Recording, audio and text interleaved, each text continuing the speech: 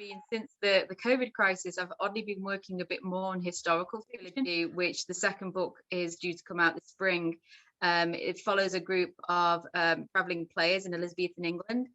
towards the end of Elizabeth's reign, and so I was interested in the lives of those sort of players, and the main character in that one, because it is a YA one, is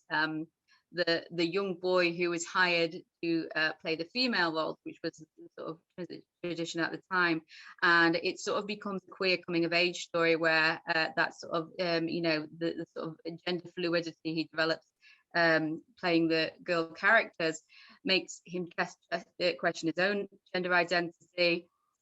question his sexuality. So it's I think it's interesting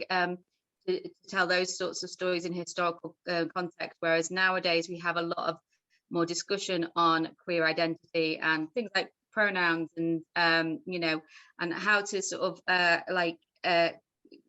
find a way to sort of label or come to terms with, and those sort of things do help, but sort of taking it back to a time when one, it was sort of something that you could still, you could get locked up for. It was something that was widely known in the Elizabethan period that there was there was bisexuality was almost the norm among men in that time. The last thing I wrote was actually another story. It was actually another Cli-fi short story,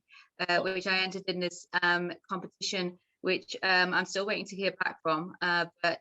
whether I get anywhere with it or not, it sounds like it's going to be good for your course. It's a course. It's again aiming towards being an anthology release called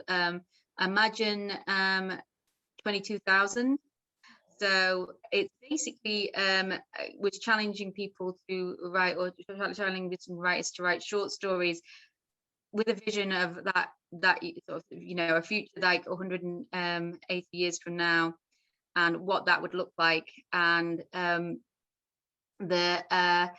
one of the things I found really challenging was they said they were specifically looking for, and this is a sort of new genre term along with Cli-fi, they were particularly looking for hope punk,